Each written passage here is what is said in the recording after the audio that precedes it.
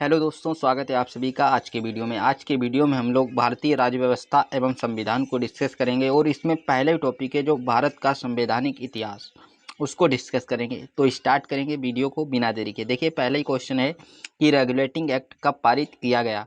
तो regulating act को 1773 ईस्वी के अंदर पारित किया गया था। नेक्स्ट क्वेश्चन है क्वेश्चन नंबर 2, भारत के गवर्नर जनरल को किस एक्ट के द्वारा अपनी समिति के निर्णय को अस्वीकार करने का अधिकार मिला था। तो 1786 के अमेंडमेंट एक्ट के द्वारा ये अधिकार मिल गया था। नेक्स्ट है, महारानी विक्टोरिया को भारत की सम्राज्ञी कब घोषित किया गया। तो ये 1858 ईस्वी में किया गया था। जैसा कि आप लोग जानते होंगे कि 1857 की क्रांति हुई थी और इस क्रांति के जस्ट अगले ईयर 1858 ईस्वी में जो है वो महारानी विक्टोरिया को भारत की सम्राज्ञी घोषित कर दिया गया था। नेक्स्ट क्वेश्चन है क्वेश्चन नंबर 4 की तरफ देखेंगे और क्वेश्चन नंबर 4 है, मार्ले मिंटो सुधार का उद्देश्य क्या था। तो ये मार्लो मिंटो जो सुधार है इसका उद्देश्य था पृथक निर्वाचन प्रणाली। पृथक निर्वाचन प्रणाली ये आप लोग याद रखिएगा। नेक्स्ट है, मार्ले मिंटो सुधार किस वर्ष पारित किया गया था, यानी ये जो मार्लो मिंटो बिल है ये किस वर्ष आया था। तो ये 1909 ईस्वी में आया था, तो आप लोग याद रखिएगा। नेक्स्ट क्वेश्चन है, मुसलमानों के लिए अतिरिक्त निर्वाचक मंडल प्रारंभ में किसके द्वारा लाया गया था। तो ये मार्लो मिंटो जो बिल है 1909 के अंदर इसी के द्वारा लाया गया था। नेक्स्ट क्वेश्चन है, 1909 के इंडियन काउंसिल एक्ट में किस बात की व्यवस्था की गई थी। तो ये सांप्रदायिक प्रतिनिधित्व की बात की गई थी 1909 ईस्वी के इंडियन काउंसिल एक्ट के द्वारा। नेक्स्ट है, मॉन्टेग्यू चेम्सफोर्ड सुधार में प्रावधानों का सार क्या था।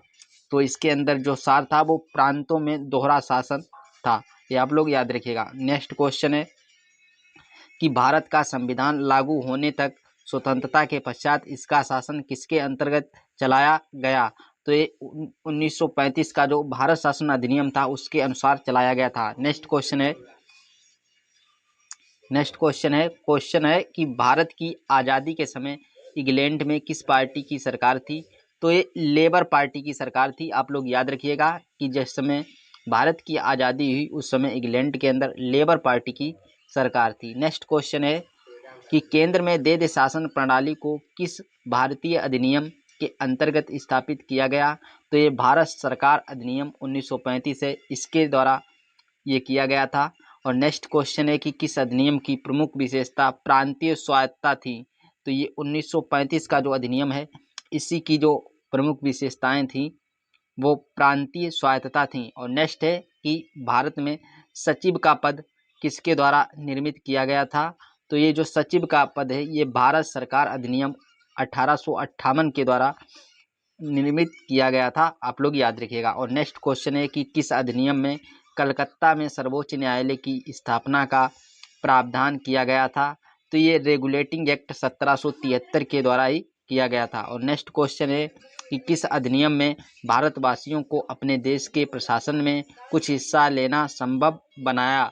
तो चार्टर एक्ट 1833 इस क्वेश्चन का राइट आंसर होगा, आप लोग याद रखिएगा। और नेक्स्ट क्वेश्चन है कि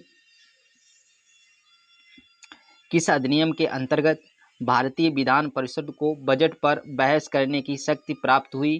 तो ये भारत परिषद अधिनियम 1892 के द्वारा शक्ति प्रदान की गई थी। और नेक्स्ट है कि भारत का संघीय न्यायालय किस वर्ष में स्थापित किया गया था।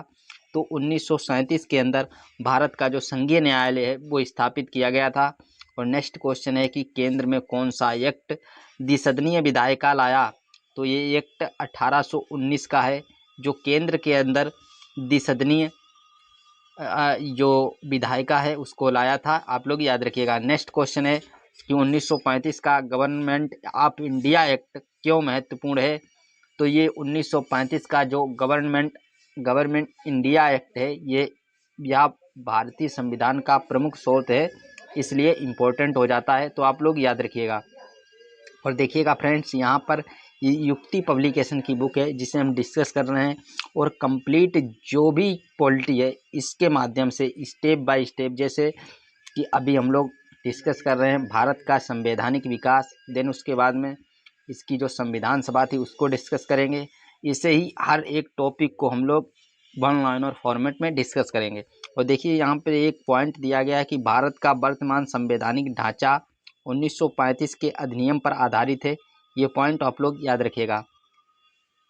नेक्स्ट देखिएगा, और नेक्स्ट है ये जो मेरा नेक्स्ट टॉपिक है ये संविधान सभा।